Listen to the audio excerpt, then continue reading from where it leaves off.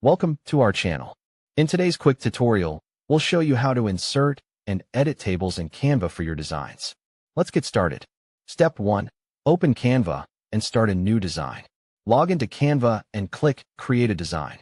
Choose your design type, e.g., presentation, social media post. Step 2. Find the table. Go to the Elements tab in the left panel. Search for table or scroll to find it. Step 3. Insert a table. Click on a pre-made table template or use a grid layout for a custom table. The table will appear on your canvas. Step 4. Edit the table.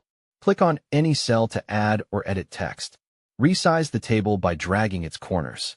Use the toolbar to change text font, size, and color. Step 5. Customize the appearance. Change colors, borders, and alignment using the options in the toolbar. Resize rows and columns by dragging the lines between them. Step 6. Download or share. Once done, click Download or Share to save or share your design. That's it. You've now learned how to insert and edit tables in Canva. Don't forget to subscribe to our channel and like the video for more tips.